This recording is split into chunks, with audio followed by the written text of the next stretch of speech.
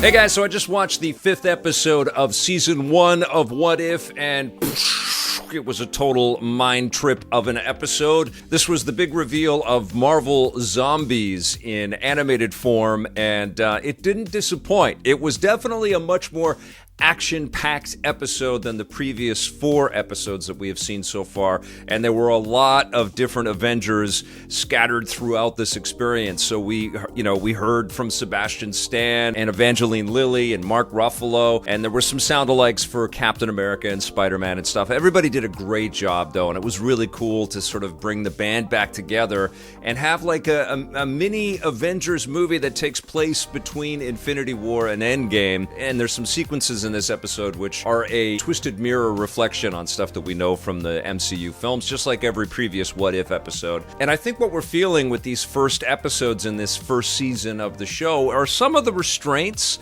that the filmmakers have as they're putting these episodes together. They have to adhere to what is already a little bit familiar, partially I think because of the actual time allotment per each episode. They're all around 30 minutes long, and there's a ton of plot and a ton of big moments that are just sandwiched in there. And they would be way too fast if we didn't have the memories of the MCU live-action movies to kind of draw on. And in this episode, it's the end of the world, even though Hulk plummets to Earth and he's trying to save everybody and warn everybody that Thanos is coming. But it's too late. The world is destroyed, and everybody's been turned into zombies. And the way that they explain the zombie apocalypse is really cool. Ant-Man and the Wasp and their mythology plays a big part in that story. And the way that they shift the camera and the perspective to each of the different characters is really damn cool. Great moments for Paul Rudd, great moments for Mark Ruffalo, some really good comedic takes there. I thought that the sound-alike for Tom Holland's Spider-Man did a really good job kind of conveying that upbeat kind of vibe that we are so familiar with out of Tom Holland. And there's even this really kind of touching sequence where Evangeline Lilly's Wasp has to say to Spider-Man to keep smiling, which I thought was really nice. And there is a hopeful streak that permeates throughout this episode, but it's also incredibly bleak, and you see a lot of your favorite heroes. They're already dead, they've already been turned into zombies, or our remaining human Avengers have to take care of them in some pretty unsettling ways. Characters cut in half and heads being lopped off. And it's not gory, it's not super bloody. I mean, these are kind of T-rated zombies.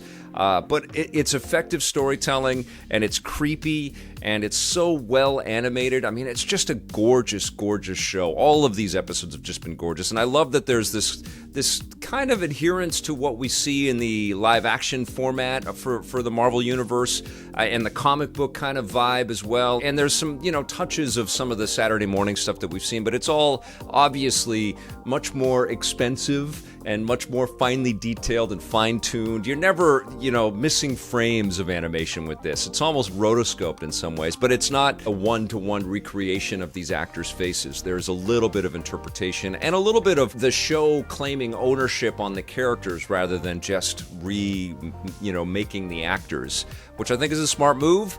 And it also, this show in general just leaves so many doors open and so many possibilities.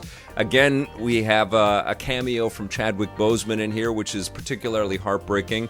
And I have to tell you, like watching any dystopian stuff or playing dystopian video games when there is so much, end of the world kind of turmoil happening in reality is surreal. It just is a surreal thing. And I think it adds a little bit of emotional weight to this episode. It does go by too quickly. 30 minutes is just too fast to pack in all of these story beats. But that's really my only complaint with this episode. I was really entertained. There are definitely some big oh my god moments, and oh wow, those are incredible effects, and what a great story idea, and some weird twisted moments as well. I also love the way that Jeffrey Wright's Watcher is watching everything, the way that they animate that, the way that they make him this giant, overbearing, omniscient being sort of looking down at the foolishness of this crazy Earth trying to keep their crap together, and whether the Watcher is going to ever intervene. It's fascinating. I am in love with this show. I think it's phenomenal, and I think it sort of is exactly what the show was set out to be, kind of like the Twilight Zone in the Marvel Universe. I can't wait to see what's going to happen every week. I'm loving these surprises. And yeah, I think this is a series that's going to run for a long, long time. I would love to hear what you guys think, though. Are you fans of what Marvel is doing with the What If show? Let me know in the comments below. In terms of a score for episode 5, I think that this is sort of in the middle for me. I really loved it, but it's not sort of hitting the highs of my favorite episode so far, which is the first one, the Captain Carter show. I'm going to give it an 8.5 out of 10.